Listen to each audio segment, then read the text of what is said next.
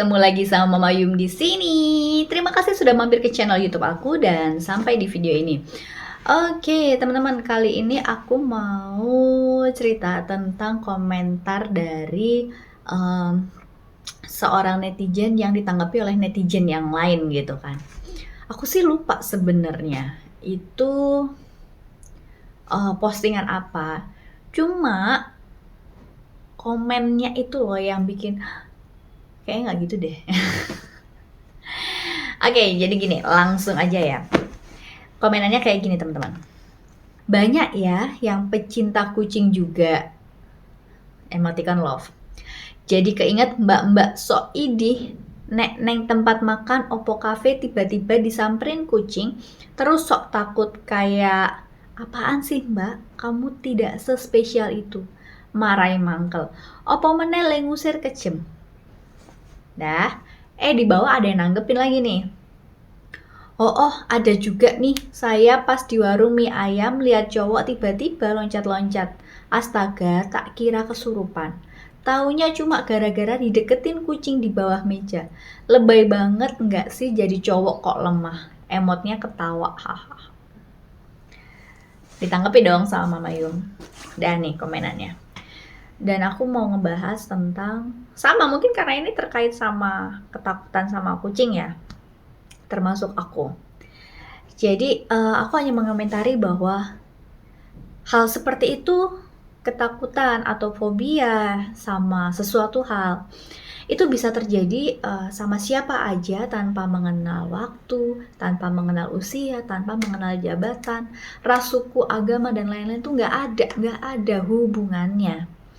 Jadi kalau misalnya nih kayak aku gini kan, ada ketakutan, fobia gitu sama kucing, terus besok kalau misalnya tiba-tiba aku jadi presiden, hilang. Nggak juga. Tetap ada gitu loh. Jadi mau cewek cowok tetap ada. Mau yang jabatan di bawah sama jabatan yang tertinggi itu juga kemungkinan tetap bisa ada gitu. Hal seperti ini karena aku sudah cukup dewasa. Itu kayaknya bukan sesuatu hal yang diketawain, bukan sesuatu hal yang harus jadi bahan ejekan gitu loh. Ya mungkin bisa kalau misalnya itu waktu masih kecil, waktu masih remaja, mungkin yang masih belum terlalu banyak mengenal hal-hal seperti ini gitu. Tapi ketika aku sudah dewasa tuh aku baru nyadar kalau aku pernah melakukan itu ke temenku. Dan aku juga pernah terjadi hal yang sampai bikin aku sangat trauma dan itu sangat membekas sekali. Itu gini, aku tuh nggak tahu cerita masa kecilku tuh seperti apa yang bikin aku tuh sangat takut sama kucing. Jaga jarak, mau selucu apapun, sebagus apapun itu kucing temen itu kayak bulu kuduku tuh langsung merinding, bulu-bulu di sini tuh langsung merinding gitu loh. Kayak aduh udah sampai nahan katanya jangan gerak, nggak usah gerak, biarin aja gitu. Udah tuh aku berkali-kali mencoba itu, ada kucing, ya udah aku biarin, tapi tetap ketika mereka dekat auto. Kalau nggak loncat, teriak, pergi, udah antara itu deh. Dan itu refleks gitu loh, refleksnya emang seperti itu, bukan yang dibuat-buat tuh enggak. Emang begitu. Nah mungkin dua deterjen ini ya, si mas-mas sama si mbak-mbak ini nggak pernah mengalami hal seperti itu. Jadi bukan masalah ke kucingnya, tapi dia nggak punya ketakutan sama sesuatu hal yang sama kayak aku takut sama kucing gitu. Itu sama kalau dia nggak mengalami sendiri, dia tidak punya orang terdekat yang mengalami atau punya hal seperti itu. Jadi makanya mereka bisa berkomentar kayak gitu loh. Gitu. Kayak, hah mbak, kamu nggak sespesial itu, bukan masalah aku harus dispesialkan. Gimana enggak. Terus jadi cowok lemah banget karena loncat-loncat sama kucing. Emang kamu tahu dia punya apa di belakangnya sampai dia seperti itu? Enggak loh mbak. Mbak nggak kayak gitu kan, gitu loh. Jadi ceritaku itu aku nggak tahu gimana caranya, nggak tahu gimana kenapanya aku takut sama kucing. Tapi pada suatu saat ketika aku SMP kalau nggak salah kelas 1 atau kelas 2 itu kami main ke rumah teman, dan di sana memang dia punya banyak kucing. Kebetulan mungkin kayaknya kucingnya habis lahiran atau gimana gitu. Jadi di situ tuh banyak anak-anak kucing kan. Nah terus habis itu kan kami rame-rame tuh cewek cowok pada main ke situ. Di situ emang ada ibunya juga, tapi ibunya di dalam. Kami di ruang tamunya main di situ. Nah mungkin karena ada yang kalau aku takut kucing, itu si anak kucing aku lupa deh 4 atau 5 anak kucing ditaruh di ruang tamu. Jadi dibawa kan, mereka kan di dalam tuh sama emaknya lagi mereka berkumpul keluarga gitu kan di kamar kucing. Tiba-tiba pada dibawa tuh ke ruang tamu. Terus habis itu pintunya tuh ditutup, dikunci, mereka pergi keluar. Jadi di dalam ruang tamu itu cuma aku sama 4 atau 5 anak kucing. Dan itu aku nih duduk nih udah sambil tenang gitu. Terus mereka ya masih anak-anak kucing kan masih kesana kesini. Mungkin dikira aku ngajak main kali ya gitu. Jadi aku tuh udah naikin kaki, udah duduk biasa, naikin kaki, ambil apa. Udah sampai duduknya tuh udah di atas kursi tuh udah kaki udah naik semua gitu kan.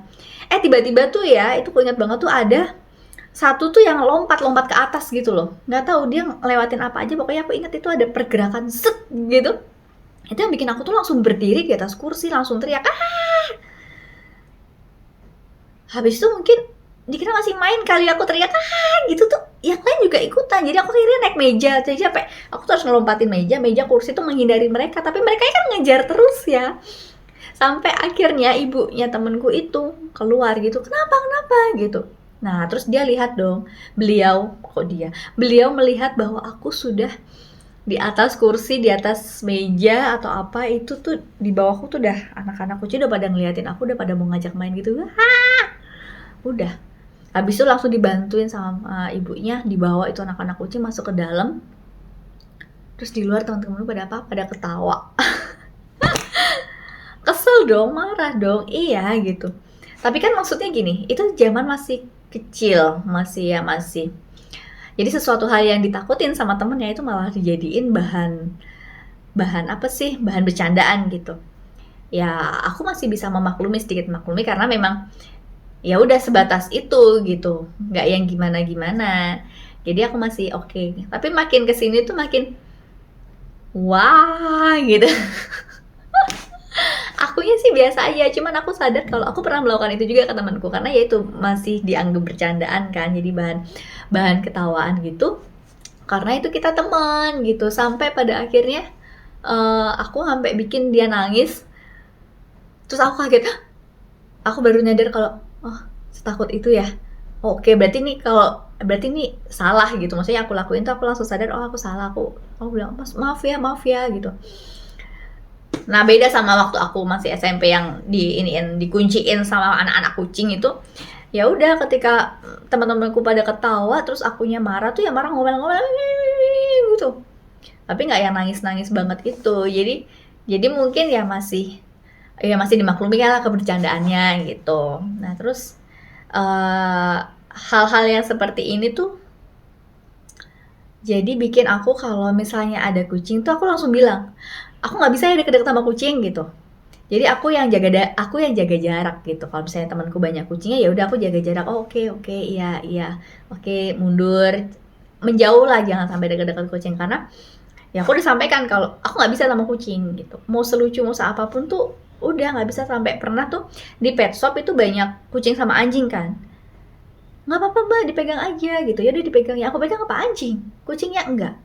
Mau dia selucu apapun beneran itu udah Papa Cia itu udah sampai gemes-gemes gitu kan. Ini loh nggak apa-apa, pegang aja. Aku mencoba pegang, jadi cuman gini nih, aku pegang itu gini. Udah, tapi pakai jarak gini. Entah kalau misalnya dia gerak dikit gitu langsung, udah. Gitu. Jadi kalau cara mengusir kucing pun kalau aku tergantung situasi dan kondisi. Kadang masih khusus, tapi kalau ini sampai tendang-tendang kayak gitu loh, itu ya gimana gitu. Aku nggak bisa loh gitu. Tapi kalau misalnya ada orang yang lihat aku udah bersikap seperti itu terus mereka diem aja, yuk main meneh. Aku mau pergi terus dikejar-kejar ya tetap tak usir-usirin lah. Kayak gitu. Dan nggak cuma aku ya, ada beberapa pun yang bermasalah tapi nggak sama hal yang sama kayak temanku tadi. Ada dia takut sama bulu ayam.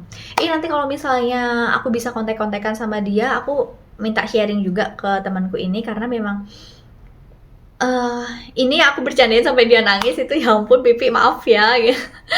Itu karena bulu ayam yang dikemoceng itu loh, dikemoceng itu misalnya jatuh satu, itu tuh dulu aku ingat banget di ku bawa waktu itu, cuman aku tunjukin doang, dia di belakang jauh, dia takut, dan karena itu kita di dalam lift kampus, jadi dia kayak takut gitu, terus dia nangis, habis itu langsung maaf Pipi maaf, jadi langsung ini takut beneran, dan aku kan nggak tahu ya kenapanya. Kalau dulu dia cuma bilang takut, enggak, aku takut, aku jauhin kayak gitu doang, jadi nggak ada alasannya. Nah nanti semoga ada kesempatannya, tapi dia nggak bisa datang karena dia di Pontianak kan, jadi nanti kalau bisa aku minta dia lah videoin gitu, biar tahu gitu kalau ada hal-hal seperti itu juga. Kalau mungkin kayak kucing gitu mungkin banyak ya, tapi kalau kayak si Pipi yang bulu ayam ini agak agak jarang hal-hal seperti itu, jadi mungkin pengen tahu juga ada behind the story-nya apa sih di belakang ketakutannya dia sama si bulu ayam. Nah kalau temanku juga ada yang takut sama anjing, wajar ya kalau sama anjing. Jadi kayak semuanya tuh suka sama Asel dulu, anjing peliharaan kami.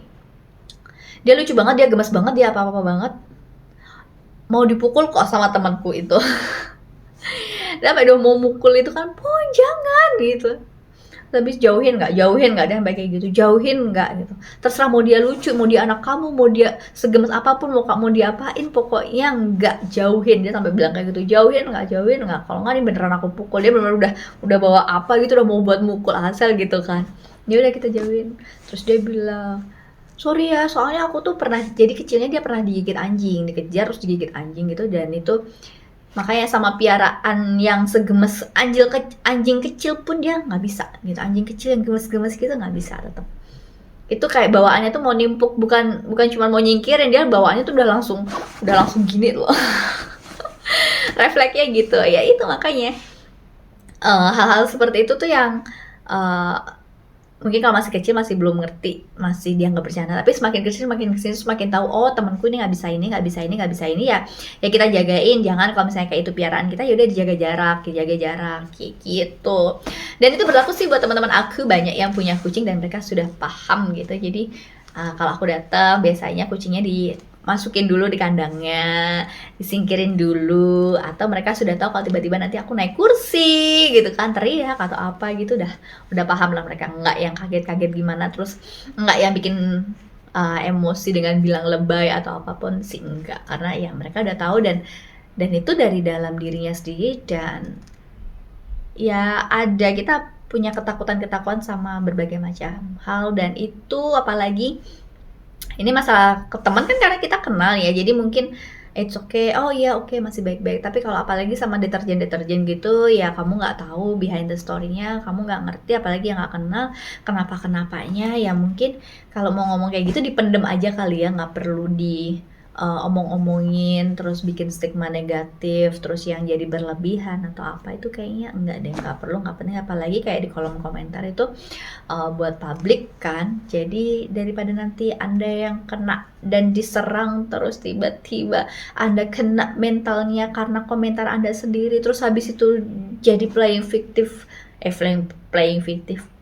victim yang mengaku Anda diserang sama orang-orang, itu kan bukan diserang kan, menanggapi komentar dari Anda yang begitu gitu loh. Jadi cukup sekian nih cerita Mama Yum, yang harus kita punya toleransi terhadap ketakutan atau fobia dari seseorang terhadap suatu hal gitu. Itu harus punya sih empatinya juga dipakai. Kalau memang masih makhluk hidup, masih manusia, masih punya hati dan pikiran, itu juga harus dipakai dimanapun. Jadi nggak asal jeplak ngomong, nggak asal jeplak nulisnya begitu. Oke deh, sampai sini dulu ceritanya ya. Semoga bermanfaat, dan terima kasih sudah nonton videonya sampai habis. Sampai ketemu di video selanjutnya. Bye bye.